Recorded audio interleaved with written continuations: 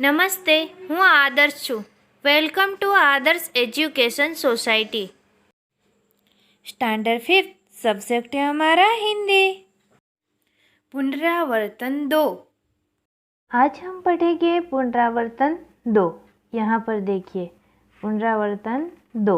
उसमें पहला क्वेश्चन है, चित्र के आधार पर कहानी बनाकर वर्ग में सुनाइए. देखिए ये है पहला चित्र. मैं आपको बता दूँ ये एक कहानी है, उसका शीर्षक लास्ट में मिलेगा. पहला चित्र देखकर हम बता सकते हैं. देखिए यहाँ पर है पहला चित्र. क्या है यहाँ पर पहला चित्र? एक दिन एक टोपियाँ बेचने के लिए नज़दीक के गांव में जा रहा था. गर्मी के दिन थे, यानी कि बहुत तेज धूप थी. वह थक गया. रास्ते में एक पेड़ आया. देखो वो जा रहा है, यहाँ पर थक गया है और पेड़ आया है. चित्र नंबर 2 में आप देख सकते हैं. रास्ते में पेड़ आया, पेड़ के नीचे टोपियों की टोकरी रखी. आप देख सकते हैं उसने टोपियों की टोकरी को नीचे रखा हुआ है और वह आराम करने लगा. वह चित्र नंबर 3 में. चलो मैं दिखाती हूँ. वो आराम करने लगा. थोड़ी देर में उसे नींद आ गई. जब टोपी वाले की नींद खुली तो वह चौंक उठा. उसकी टोकरी खाली थी. यहाँ पर देखिए चित्र नंबर 3. चित्र नंबर 3 में क्या है? उसकी टोकरी खाली है. आप देख सकते हैं ये इसकी टोकरी है और वह खाली है. इतने में बंदरों की आवाज़ सुनाई दी. यह टोपी वाला है, उसको बंदरों की आवाज़ सुनाई देती है. उसने ऊपर देखा. पेड़ के ऊपर कई बंदर बैठे हुए हैं. यहाँ पर रहे बंदर. सभी बंदरों ने सिर पर टोपियाँ पहनी हुई थी. अब बंदर वाला को ख्याल आ गया होगा कि टोपी वाला को बहुत गुस्सा आया. वह उस बंदरों को पत्थर मारना शुरू किया. क्यों? क्योंकि उसकी सारी टोपियाँ बंदर ने चुरा ली थी. उसकी नकल करते हुए बंदरों ने भी पेड़ से फल तोड़कर टोपी वालों को फेंकना शुरू किया. बंदरों ने क्या किया? पहला टोपी वालों को बहुत गुस्सा आया तो उसने उसको पत्थर मारा. अब बंदरों को गुस्सा आया, उसकी नकल की तो उसने क्या किया? पेड़ के ऊपर से फल तोड़कर वो टोपी वालों को मारने लगा. अब टोपी वालों को समझ आया, उसको एक आइडिया आया. वह बंदरों से टोपियाँ कैसे वापस ले सकता है, वह आइडिया आ गया. देखिए अब आएगा चित्र नंबर 4.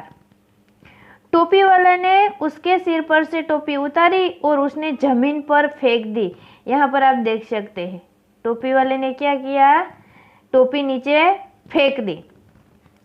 नकलची बंदरों ने यह देखा. पहले बंदरों ने किया नकल की थी, उसको टोपी वाले ने पत्थर फेंके तो बंदरों ने टोपी वाले के ऊपर फल फेंके था.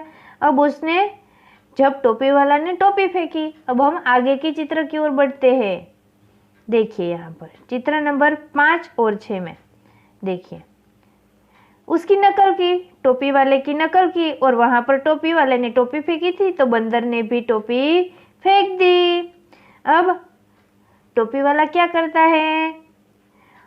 उन्होंने अपने सिर पर से टोपी उतार कर फेंकना शुरू किया और टोपी वाला ने जल्दी जल्दी सभी टोपियाँ अपनी टोकरी में इकट्ठी कर ली और खुश होकर वहाँ से चढ़ पड़ा.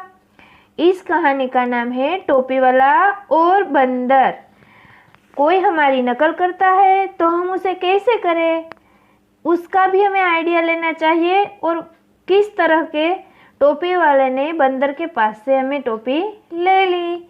चलो हम पढ़ते हैं क्वेश्चन नंबर 2. अब हम पढ़ने जा रहे हैं क्वेश्चन 2. आप निकालिए पेज नंबर 52. ये है 52, कक्षा 5 की किताब में पेज नंबर 52. ओके, 52 में हम दूसरा क्वेश्चन पढ़ने जा रहे हैं. दिए गए शब्दों को शब्दकोश के क्रम में रखिए.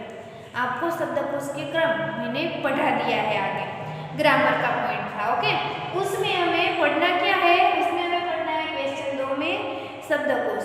साईं, साधु, सार, संपत्ति, साहस, सत्यव्रत, पोषण. जो मैंने यहाँ पर आंसर लिखा है. देखो यहाँ पर पहले मैंने बिंदी वाले शब्द पहले आते हैं. कौन से शब्द पहले आते हैं? बिंदी वाले. तो संजोग, उसके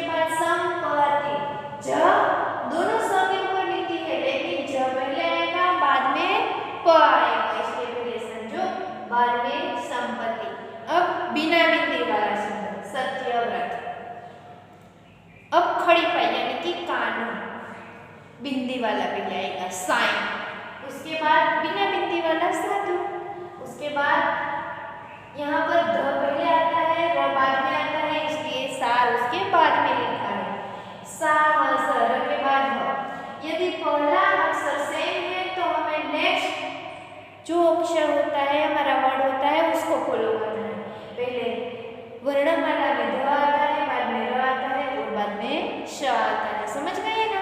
वेरी गुड। अब है हमारा क्वेश्चन नंबर 3। क्वेश्चन नंबर 3 में पढ़िए और लिखिए। आप अपनी बुक में पढ़कर लिख सकते हैं, मैं एक बार पढ़कर सुना देती हूँ। सिद्धार्थ, यहाँ पर जॉइंट वाले शब्द है। मक्खन, मच्छर, शुद्ध, द्वारा, उद्देश्य, अच्छा, चिट्ठी, मक्खी, ख्याति और मिट्टी।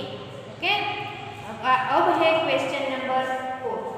क्वेश्चन नंबर 3 के बाद है क्वेश्चन नंबर 4। देखिए, आप अपनी बुक में देखना ये, और पेज नंबर में आ गए हैं 55 पर। यहाँ पर आ गए हैं पेज नंबर 55 पर। समझकर लिखिए, लिंग पहचानिए। लिंग किसे कहते हैं? स्त्रीलिंग और पुल्लिंग, हमें दो ही पढ़ना है। एक नपुंसकलिंग होता है जो निर्जीव व्यक्ति के लिए होता है, लेकिन यहाँ पर हमें दो ही दी गई है, स्त्रीलिंग और पुल्लिंग। चलो मैं कहती हूँ, लड़का हो तो उसे पुल्लिंग कहते हैं क्योंकि पुरुष है। स्त्रीलिंग किसे कहते हैं? जो स्त्री है, स्त्री जाति का उल्लेख करते हैं, उसे स्त्रीलिंग कहते हैं। चलो, यह क्या है? पहला कभी कभी दे दिया है, यहाँ पर सेठानी है तो हमें इस ओर क्या लिखना है? सेठ। क्या लिखना है? सेठ। उसके सामने के बॉक्स में सेठानी लिखा हुआ है, देखो लिखा हुआ है। उसके बाद में दूसरा है, यह था पहला, अब दूसरा। यहाँ पर पुरुष लिखा हुआ है तो पुरुष के सामने क्या आएगा? स्त्री। क्या आएगा? स्त्री। अब तीसरा है, उस और लड़की लिखा ही हुआ, क्या हुआ? लिखा हुआ है लड़की, तो यहाँ पर हम क्या लिखेंगे? लड़का। ओके, अब है चौथा चित्र। यहाँ पर ग्वाला लिखा हुआ है, ग्वाली। क्या आएगा? ग्वाली। हो गया हमारा कंप्लीट। Yes, very good. अब हम पेज नंबर बदल गया है, पेज नंबर 56 यहाँ पर देख सकते हैं आप, और मैं यहाँ पर लिख भी देती हूँ आपको। पेज नंबर है 56।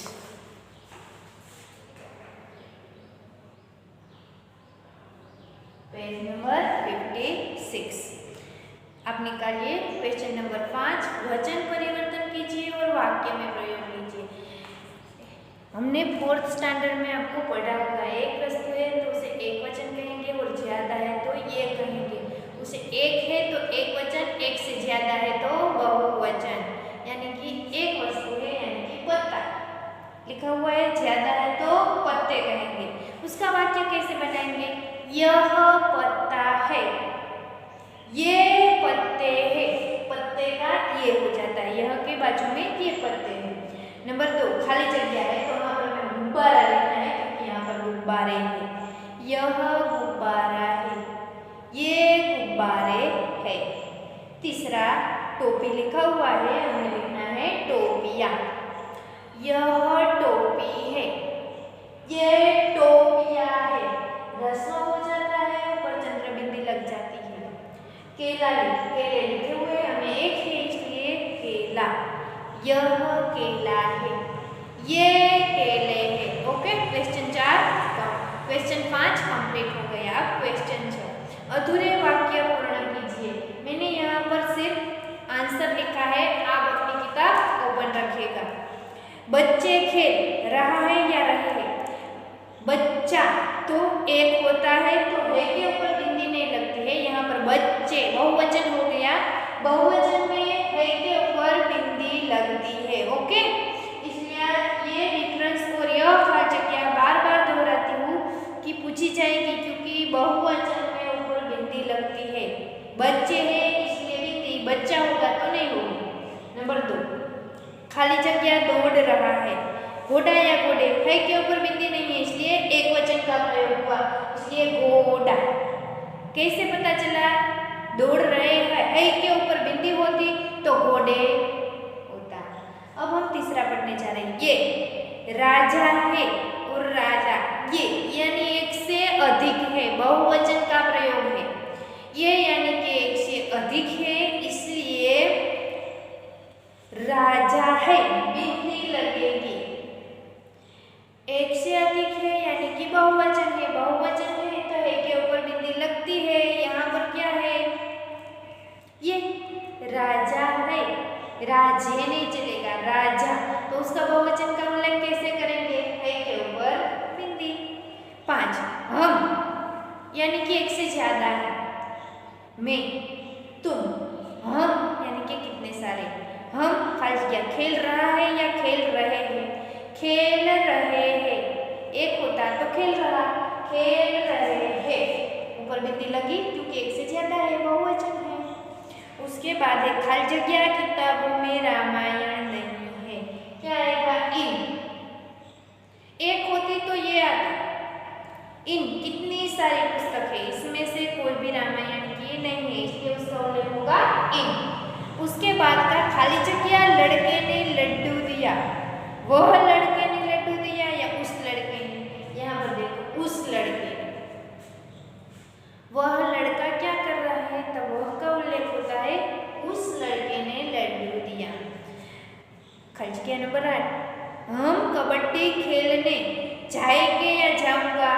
एक व्यक्ति तो जाऊंगा और हम हैं इसलिए जाएंगे। पता चल गया ना? हो गया हमारा पुनरावर्तन तो कंप्लीट। वेरी गुड, समझ में आ गया ना? Yes, thank you for joining us.